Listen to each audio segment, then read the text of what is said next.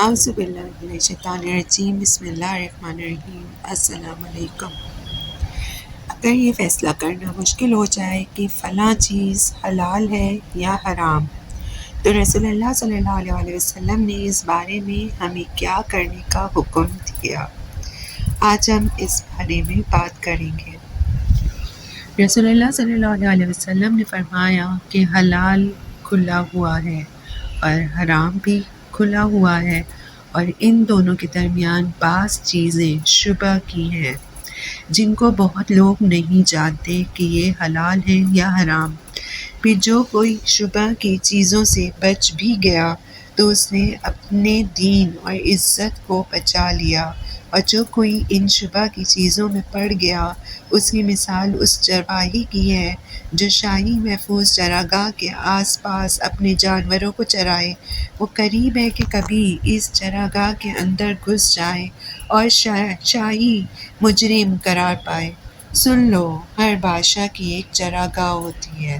اللہ کی چراگاہ اس کی زمین پر حرام چیزیں ہیں، بس ان سے بچو۔ اور سن لو، بدن میں ایک گوشت کا ٹکڑا ہے، جب وہ درست ہوگا سارا بدن درست ہوگا، اور جہاں بگڑا سارا بدن بگڑ گیا۔ سن لو، وہ ٹکڑا آدمی کا دل ہے۔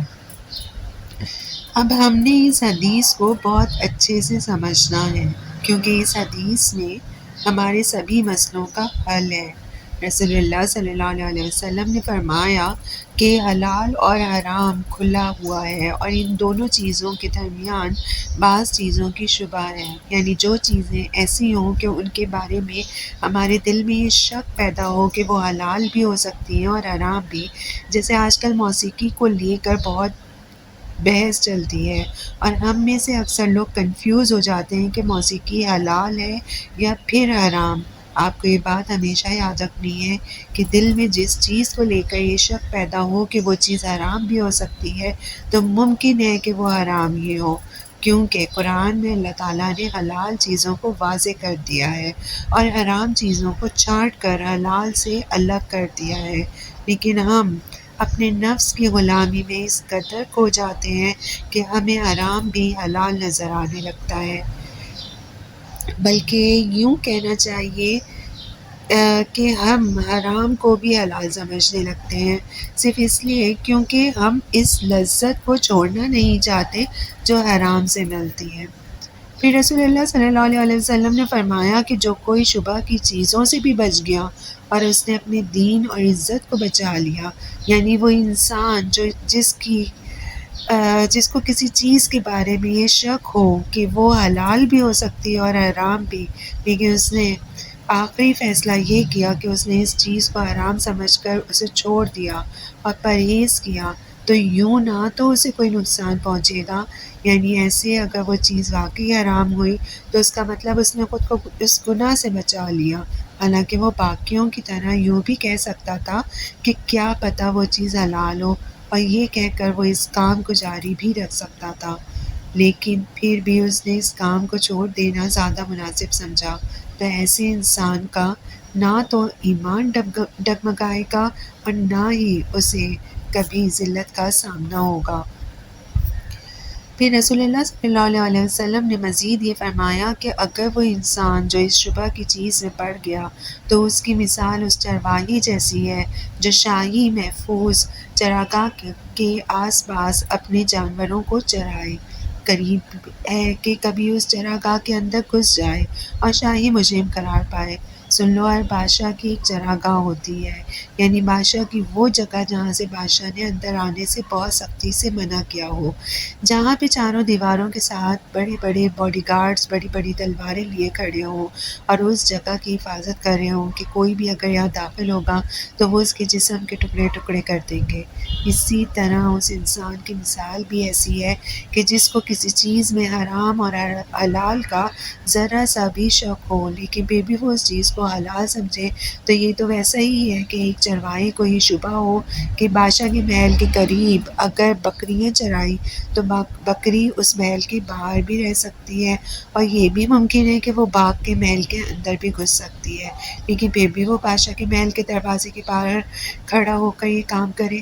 پھر اگر اس چرواہے کو نقصان ہوتا ہے، اس کی بکری بادشاہ کے محل میں گھس جاتی ہے اور ماری جاتی ہے، تو یہ اس کی اپنی غلطی کی وجہ سے ہی ہوتا ہے۔ پھر رسول اللہ صلی اللہ علیہ وسلم نے فرمایا، سن لو، ہر بادشاہ کی ایک چراگاہ ہوتی ہے، اللہ کی چراگاہ اس کی زمین پر حرام چیزیں ہیں، یعنی ہر بادشاہ کی ایک ایسی جگہ ہوتی ہے جہاں کسی کو بھی آنے کی اجازت نہیں ہوتی، اور اگر کوئی اس جگہ گھس جاتا ہے اور بادشاہ کے آرڈرز کو پامال کرتا ہے تو پھر اسے کڑی سزا دی جاتی ہے۔ اسی طرح وہ جگہ جہاں اللہ نے گھسنے سے منع کیا ہے وہ حرام چیزوں کی جگہ ہے۔ فرض کریں کہ آپ کو ایک چیز کے بارے میں حلال اور حرام کا شک ہے اور آپ اس چیز کو حلال مان کر کرنے لگتے ہیں، یہاں تک کہ ساری زندگی اسے کرتے رہتے ہیں، اور آخرت میں جب آپ کے حساب کے لیے آپ کو بلایا جاتا ہے تب آپ کو پتہ چلتا ہے کہ وہ چیز تو حرام تھی، تب آپ کیا کریں گے؟ تب آپ کے پاس کوئی آپشن ہوگا؟ تب آپ کچھ کر سکیں گے؟ نہیں۔ تو پھر اتنا بڑا رسک کیوں لینا ہے؟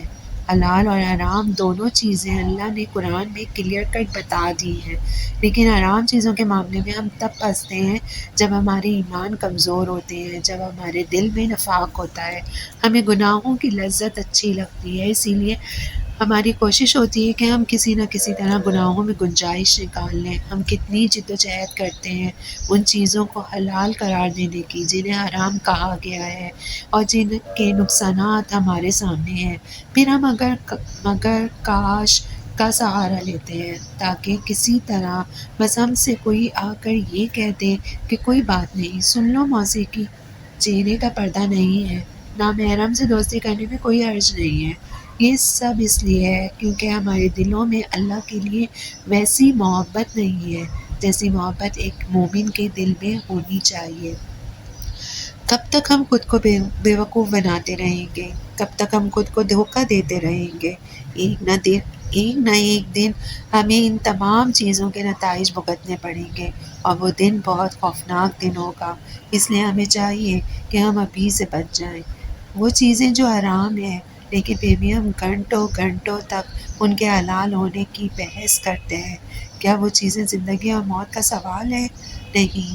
تو پھر جہاں تک ہو سکے خود کو محفوظ کر لیں، اپنے ایمان پر کام کریں، اپنے اور اللہ کے رشتے پر کام کریں، کیونکہ اس سے آپ کا دل کھلے گا اور آپ کو سب چیزوں کے کلیئر کٹ جواب خود بخود سمجھ میں آنے لگیں گے۔ قرآن میں ایسا کچھ بھی نہیں جو دلوں میں حلال اور حرام کے بارے میں شک پیدا کرے۔ یہ ہمارے کھوٹے دل ہیں اور ہمارے ایمان کی کمزوری ہے جو ہمیں شک میں مبتلا کرتی ہے۔